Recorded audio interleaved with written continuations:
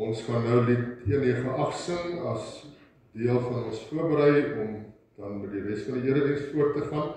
Ek moet net nou hier sê, my vrou het net saamgekom vanoggend en ons het 'n hond wat vreeslik bang is vir die weer. En toe dit hier gedonge weer het, sy dit al kort gehoor. En dan is dit chaos in ons huis as ons daar toemaak.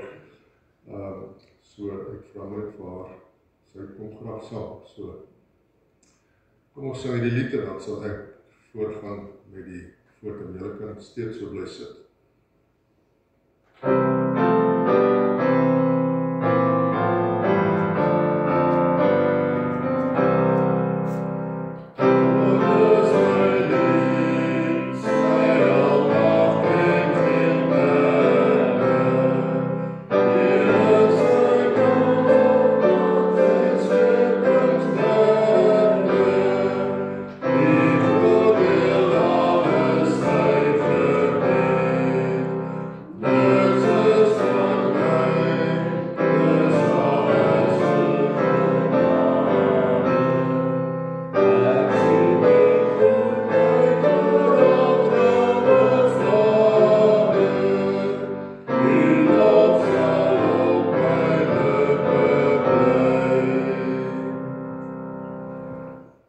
Ek kyk op na die berge, waarvandaan sal daar vir my hulp kom? My hulp kom van die Here, wat hemel en aarde gemaak het. Hy sal jou beskerm, waar jy ook gaan, nou en vir altyd. Amen. En dis hierdie Here wat ons groet volgens genade en vrede vir julle van God ons Vader, Jesus Christus ons Here, deur die werking van die Heilige Gees. Kom ons loof die Here verder, ons sing met 464, die eerste en die derde vers. Ons is so aan die einde van die jaar 2025 en dis altyd 'n tyd dat 'n mens ons nou terugkyk en 'n bietjie vorentoe kyk. En as ons rondom ons kyk, dan sien ons God se werke en dan sing ons daarvan in vers 1 en in vers 3 oor Jesus wat mens geword het in ons gebroke wêreld. En dan sing ons daarna lied 509, die baie bekende Op berge en op dale, wat ook sê, God is oral. Hy is hier, hy was die hele jaar by ons, en hy sal steeds elke dag by ons wees. As ons 509 klaar gesing het, kan julle bly staan, dan sal ek die geloofsbelijdenis lees. Oh,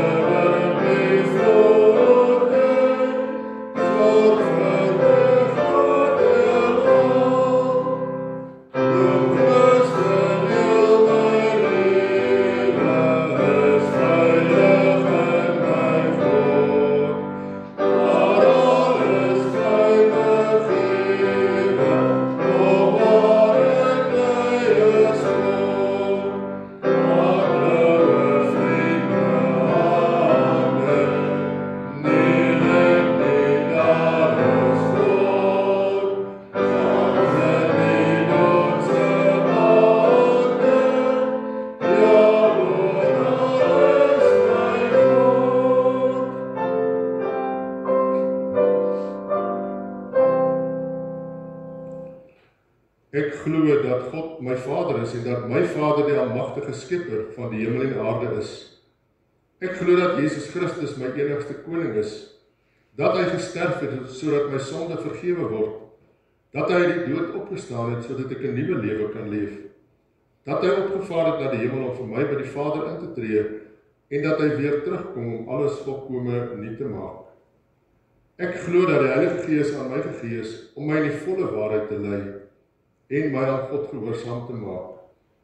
Ek glo dat ek in Christus deel is van die kerk en dat alle gelowiges my broers en susters is saam met wie ek in liefde leef as die huisgesin van God. Ek glo dat ek in Christus 'n kind van God geword het, die ewige lewe ontvang het en eendag uit die dood sal opstaan om vir ewig in God se teenwoordigheid te leef. Ons sing nou vers 4 van lied 464 waarin ons sê, U maak ons deel van al die grootse werke. As ons geloof bely, dan sê ons leef as God se kinders in die wêreld en hy gebruik ons en hy stuur ons in sy wêreld in om sy koninkryk nog meer sigbaar te maak.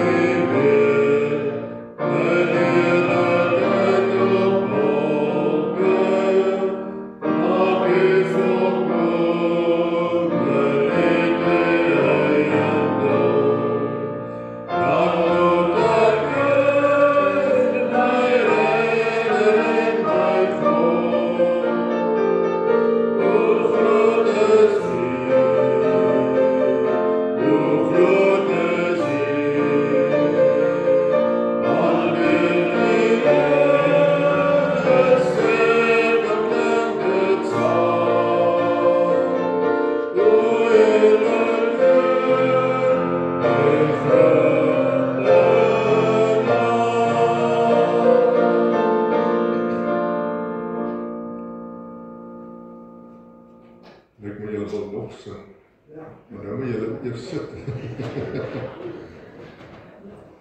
Fiona speel vir ons so lekker. Ek sê baie vir mense, mense moet nog gemaklik geraak, bly maklik by die huis. Is nou nog makliker want jy kan op jou foon sommer na 'n boodskap luister.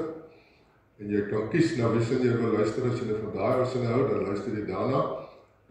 En maar ek dink nie dat mense altyd besef wat hulle mis om net hier saam te wees. Ons het nou 'n grappie of twee gemaak hier voor die tyd. Ek sien nou 'n grappie, maar ons het daar ook 'n bietjie gelag. Ons was al ernstig. En net hierdie saam wees is 'n wonderlike voorreg. Ons mag dit nooit net los nie. Ons moet dit regtig gebruik. En julle gebruik dit volgens, so ek raas nie, ek sê maar net, dis 'n wonderlike voorreg om so saam te wees. Kom ons buig ons hoofde dan bid ons saam. Here, ons het nou in ons lied dit verwoord wat ons so dikwels doen, om rondom ons te kyk en u skepping te sien, om na u wêreld te kyk en toe het ons nou gesing, dan moet ek juig, my redder en my God. En ons het in die week wat verby is, donderdag het ons dit gevier dat Jesus mens geword het, dat u seun na die wêreld gestuur het, omdat u hierdie wêreld wat u geskep het, so lief het, dat u seun aan die kruis vir ons gesterf het. Here, ons kan nie anders as om in verwondering voor u te buig, as om in aanbidding u naam groot te maak, en om met lofprysing saam te sing. Ja, ons kan dit ook op ons eie doen, maar dit is 'n wonderlike voorreg om dit saam in die eredienste kan doen, om u naam groot te maak, om te erken, u is God, daar is niemand soos u nie, u is die koning van die konings, en Here, tog hou u elkeen van ons in u hand. Ons kan dit nie regtig verstaan, hoe u by elke een van ons wat aan U behoort, dwars oor die wêreld kan wees, nou in hierdie oomblik. Maar ons weet, U is almagtig, U is alomteenwoordig, U is heilig, U is liefde.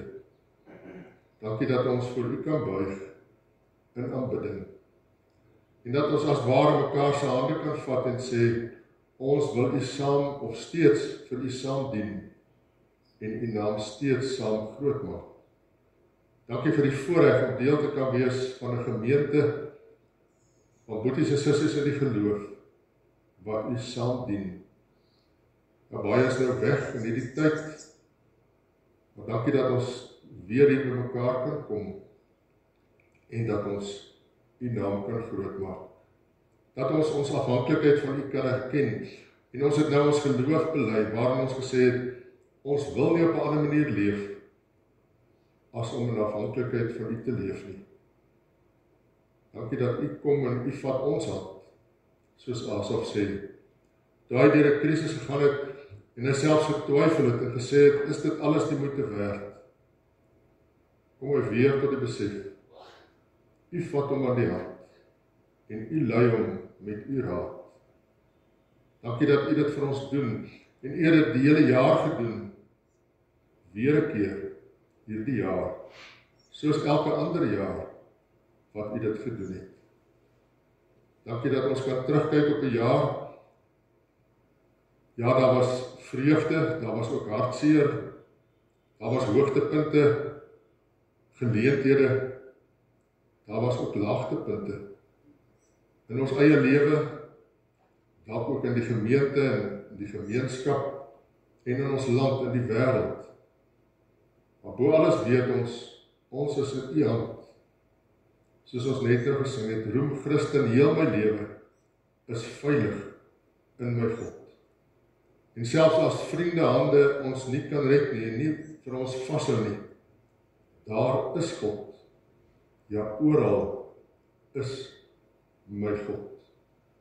Dankie dat ons dit hier aan die einde van die jaar vir mekaar weer kan sê, vir U kan sê, ons is so bevoorreg dat U elke tree saam met ons geloop het. Eintlik het ons dit saam met U geloop, want U maak ons deel van al U grootse werke wat U hier op aarde doen. En wanneer ons nou weer na U woord luister en daaroor dink, mag ons regtig hoor wat U vir ons sê. Ek bid dit in Jesus se naam. Amen.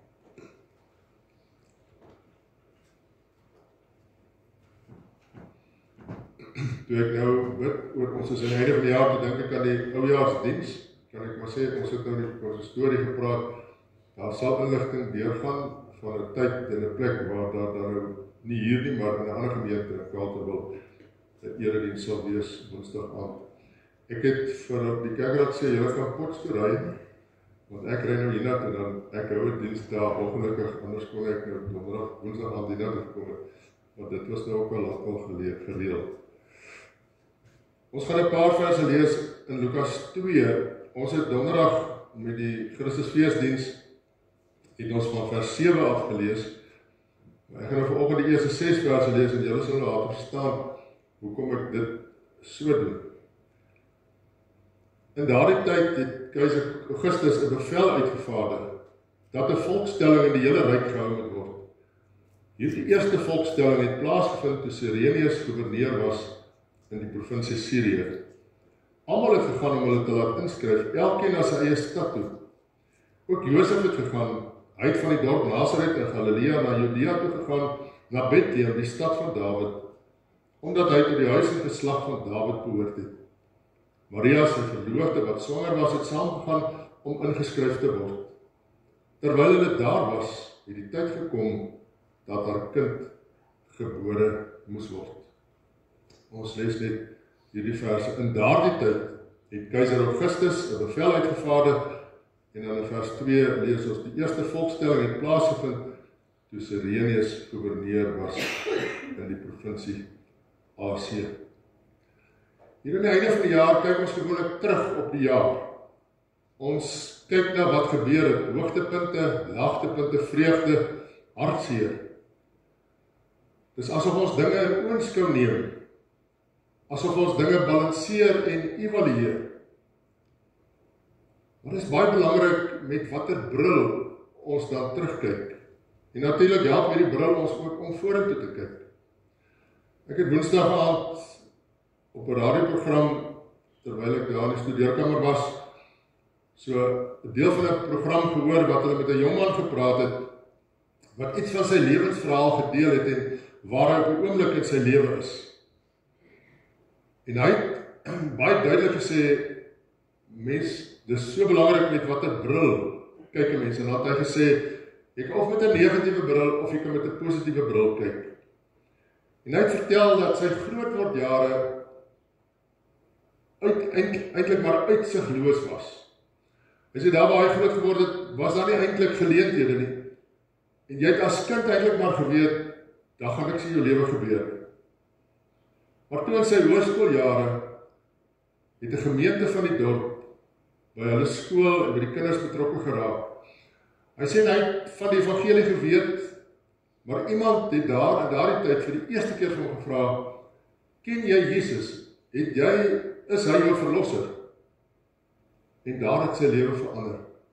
En dan vertel hy sê hy kan altyd terugkyk na die sleg van sy grootwordjare, of hy kan terugkyk en God se hand in sy lewe sien. En dis dan ons tema, wat dan aansluit by dit wat ons gelees het.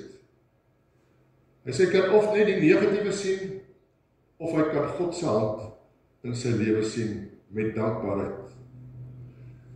En dan het hy ook gesê, hy sien hoe God mense gebruik het, om 'n verskil in sy lewe te maak, om dan te sien, dat God se hand in sy lewe teenwoordig was. Ons het nou hierdie eerste 6 verse van Lukas 2 gelees. Ons ken die verhaal van vers 7 af nog baie beter, van die krib, dat daar nie plek in die herberg was, van die skaapwagters, van die engele, van die lof wat God prys.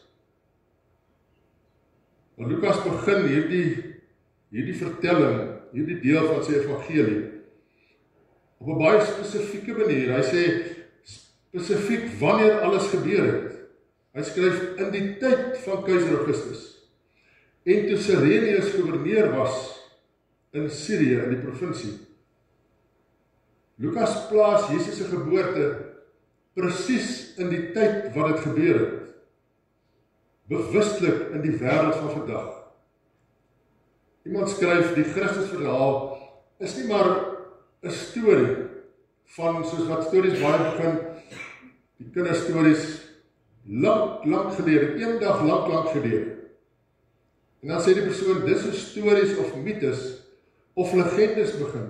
En dan is dit 'n pragtige legende, gewoonlik met 'n mooi einde waar die prins die prinses soen en sy opwakker word, of hulle dan trou. Bly dit maar net 'n storie, asof in 'n droomwêreld. Maar Lukas sit Jesus se geboorte, die tyd toe hy gebore is, presies neer, toe keiser Augustus die keiser was, toe Sirenius die gouverneur was. Natuurlik is daar later ook ander persone wat 'n rol speel in die tyd toe Jesus op aarde was. Die Christusverhaal is dis nie 'n droom nie. Dit het gebeur in hierdie wêreld. Dirkie Smit skryf, hy sê, as daar in daardie tyd 'n televisie was, dan sou die verhaal nie as 'n drama uitgesaai geword het nie. Dit sou in die nuusberigte gefokus is, daarop gefokus word, omdat dit regtig gebeur het. God laat sy koninkryk in hierdie wêreld kom, waarin ons leef. Ja, dan is die wêreld in mekaar, met sy hartseer, met sy vreugde, met sy onvrede en vrede, wat teenoor mekaar staan, met sy swaar kry, met die onverstaanbare dinge wat gebeur, met siekte, worsteling.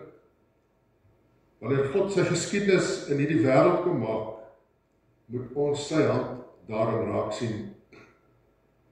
En dan is dit belangrik om te sien, terwyl God betrokke is in sy wêreld, gebruik hy mense, en baie keer ook hulle planne, en hy span dit in, om daardeur sy koninkryk te laat kom. Ons het gelees, Lukas sê, Augustus, die keiser, gee bevel, dat 'n volkstelling gehou moet word. En in een van die ver en klein uithoeke van die Romeinse Ryk, ja, daar waar die Israeliete in Israel, dit was maar 'n klein deeltjie van die groot Romeinse Ryk in daardie tyd. Toe gee Cyrenius uitvoering aan hierdie opdrag. En so word die skrif vervul, dat die verlosser, die Messias wat sou kom, in Bethlehem gebore sou word. Ek is baie seker, nie Augustus of Cyrenius het gedink of geweet dat hulle instrumente in God se hand is nie. Dat hulle bydra om dit wat die skrif verkondig het, geprofeteer het, dat dit vervul word. Dat Jesus die verlosser dan in Bethlehem gebore word. Maar as ons nou terugkyk op hierdie geskiedenis, dan sien ons God se hand, hoe hy mense gebruik om sy koninkryk te laat kom. Daarom is daai vers 4 van lied 464 vir my so belangrik, dat ons elke keer wat ons dit sing, of ook maar net dink, dat ons sal besef, ek en jy is ook instrumente in God se hand. Ons moet sien, hoe God ons en ook ander gebruik in hierdie wêreld. Die hele wêreldgeskiedenis, en dit het ons in lied 509 gesing, is veilig in God se hand. Hy maak mense diensbaar in sy koninkryk, selfs al besef hulle nie, dat hulle in sy hand is nie. Natuurlik tree baie mense op, asof hulle buite God se hand is. Daaroor sal hulle vir hom verantwoording moet gaan doen. Terwyl baie mense vra, waar gaan die wêreld heen? Kan ek en jy onthou, God regeer. Hy is God. Hy is die Almagtige, wat die hele wêreld in sy hand hou. En al is daar baie negatiewe dinge aan die orde in die wêreld. En ons kan 'n klomp dinge opnoem, ek wil maar net 'n paar sê. Dink maar aan die moorde in ons land, in die wêreld, die oorloë in die wêreld, die magstryd van wêreldleiers, die swak ekonomie in ons land, in die wêreld, korrupsie en nog baie meer. Ons kan aanhou in hierdie lys opnoem. As ons terugdink aan die jaar, dan kan ons baie dinge opnoem. Maar ons mag nie nalat, as ons terugkyk in hierdie jaar, om God se hand in ons eie lewe en in sy wêreld te sien nie. Om te sien hoe hy werk, hoe hy mense gebruik, om sy koninkryk te laat kom. As ons nie net die negatiewe sien nie, is dit nie asof ons maak, asof dit nie bestaan nie. Natuurlik kan ons dit raak sien, natuurlik kan ons daaraan dink, as ons dan net positief daarop reageer. Ek onthou hier in Vogel was daar een tyd by 'n skool, so spreek by hulle bord, wat hulle maar van tyd tot tyd verander. En dit het gesê, ek dink is omtrent 80-90% van die dinge wat in ons lewe gebeur, het ons nie beheer oor, maar ons het beheer hoe ons daarop reageer. Reageer ons positief of negatief? Onthou ons net die negatiewe as ons terugkyk, of sien ons God se hand in ons lewe? In die tyd toe Jesus gebore is, was die volk Israel onder die juk van die Romeinse Ryk. Hulle het nie in 'n idilliese wêreld geleef. Daar was onderdrukking.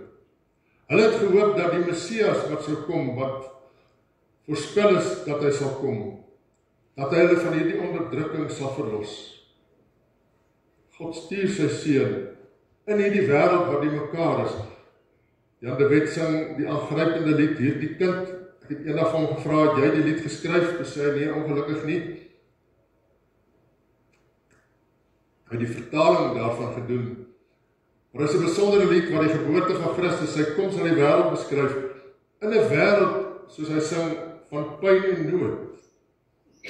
En dan sê hy ook in die lied, dit het nog nooit verander nie. So die wêreld in die Bybelse tyd en die wêreld nou, het eintlik nog nie verander, as ons net so daarna kyk nie. Maar wat ook nie verander het nie, is dat die wêreld in God se hand is. Al sê mense in die wêreld, waar is God? Wat gaan van die wêreld word? God het ons nie vergeet nie. Sy belofte is, en hy hou daarby, ek is by julle. Ons moet dit net raak sien. En ons moet ook raak sien dat die hooffigure in God se geskiedenis, hoe hy mense gebruik, is nie noodwendig die hooffigure in die menslike wêreld nie. God gebruik gewone mense. Net verder in hierdie paragrawe lees ons van die herders, die skaapwagters. God gebruik Maria en Josef, eenvoudige mense. Later roep Jesus die vissermanne om sy disippels te wees. In Lukas 3, met die begin van Johannes die Doper se bediening, noem Lukas al die leiers van daardie tyd, want is nou 'n klompie jare vorentoe. Keiser Tiberius, Pontius Pilatus en nog ander. Maar dan lees ons in vers 2 daar, in daardie tyd, het die woord van die Here tot Johannes gekom, die seun van Sagaria, terwyl hy in die woestyn was. In daardie tyd het die woord van die Here tot Johannes gekom, Johannes die Doper. God roep Johannes die Doper en hy stuur hom om die pad oop te maak van die verlosser wat sou kom. Ons gaan net nou sing in lied 524. God roep en salf ons met sy gees. Hy leer ons om te werk en bid, om berge te versit. Ons dink baie keer, dis net ander mense wat groot dinge doen. Maar God gee vir my en vir jou elkeen die geleentheid om berge te versit. Al is dit net om by iemand stil te staan vir 'n oomblik, 'n positiewe woord te sê. Ek het die wonderlike voorreg om nou nog kontak te hê met my Afrikaanse juffrou, wat vir ons 'n matriek van graad standaard 8 op matriek skool gehou het. Ek het haar eers 22 jaar na matriek die eerste keer weer kontak gehad, en toe in 1998 die eerste keer weer gesien. En as ek dink, en ek kon vir haar dankie sê, toe ek haar die eerste keer weer met haar praat, oor woorde wat sy in 'n paar sinne vir my bemoedig het, wat ek nou nog dankbaar vir is. En ons was bevoorreg om hulle Woensdag te sien, en ek kon vir haar sê, ek wonder baie keer, as sy nie daai bemoedigende woorde vir my gesê het, wat het ek gedoen? Dalk het ek nie klaar gemaak om te leer vir predikant nie. Sy kon, toe ek die eerste keer dit vir haar sê, nie onthou dat sy dit vir my gesê het, want dit was nou al 22 jaar later. So die Here gebruik vir elkeen van ons, om aan ander mense in die wêreld waarin hy ons instuur, 'n verskil te maak. In Psalm 78, ek het net in die begin gesê, ons kyk terug, as ons aan die einde van die jaar staan. Psalm 78 sê Asaf vir die volk, wat ons gehoor het en wat ons weet. Wat ons vaders ons vertel het, sal ons vir ons kinders nie verswyg nie. En in daardie Psalm kyk hy eintlik ook terug op God se hand in die volk se geskiedenis. En dan sê hy, ons moet aan die volgende geslag vertel van die roemryke dade van die Here en van sy mag, van die wonderdade wat hy gedoen het. Asaf sê daar, ons is in God se hand. Ons moet God se hand raak sien in ons lewe en ons moet praat daaroor. Ons het nou in Desember teruggedink aan die tyd in ons land se geskiedenis, Bloedrivier. Ons kan aan ander tye ook dink.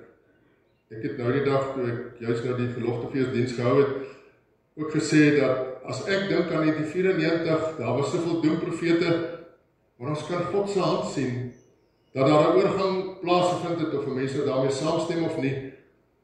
Dit het gebeur sonder bloedvergieting. Verlede jaar se verkiesing het niemand voorspel dat die regerende party se steun so sou afneem nie. Baie het gesê, dit gaan nog so 'n paar jaar neem. Dit het 'n groot verandering gebring, en ek sien God se hand ook daarin. Ek en jy, as ons terugkyk, moet ons God se hand sien, sodat ons sal onthou, ons is in sy hand, ook as ons vorentoe gaan in die nuwe jaar in. En wanneer ons God se hand sien, moet ons daaroor praat. Het gaan nie oor dat ons spog of so iets nie, maar ons getuig oor die almag van God, sodat niemand sal vra, waar gaan die wêreld heen, of waar is God nie? Soos God gesorg het in die verlede, so kan ons onthou, Hy sorg vir ons, ook in ons toekoms, en hy sal steeds elke dag by ons wees, en ons lewe in sy hand hou. Amen. Hemelse Vader, dankie dat ons weet, ons is in u hand. Wanneer ons geloof bely, dan sê ons dit eintlik weer 'n keer. Help vir ons om in die lewe van elke dag dit altyd te onthou. Ja, daar is so baie negatiewe dinge in die wêreld, dat ons ook baie keer verval in negativiteit. Dat ons dalk net die negatiewe sien, net daaroor praat. Help vir ons om dit te onthou, wat u in ons lewe, in ons wêreld doen, sodat ons positief sal leef, as u kinders, as getuies in u wêreld. Dankie Here dat ons onsself in u hande kan plaas. Ja, Woensdagnag gaan ons 'n nuwe jaar in. Op 'n manier is dit maar net 'n datum op papier, niks verander regtig nie. En ons weet, u is in die ou jaar, in die oorgang en in die nuwe jaar by ons. En ons is in u hand. Mag dit die groot ding wees wat ons saamneem. Dankie Here dat ons kan bid vir hulle wat siek is. Dankie vir waar daar beterskap is. Hou hulle wat rondom hulle wat siek is vas in die holte van u hand. En dankie dat ons ook vir hulle kan ondersteun. Dankie dat ek kan bid vir hulle wat weg is, dat hulle veilig sal terugkeer. Maar hulle wat hier is, dat hulle ook veilig sal wees. Dankie dat ons in elke oomblik, elke dag, in alles wat ons doen, in u hand is. En dat ons daarom afhanklik van u kan bly. Ek bid dit in Jesus se naam. Amen.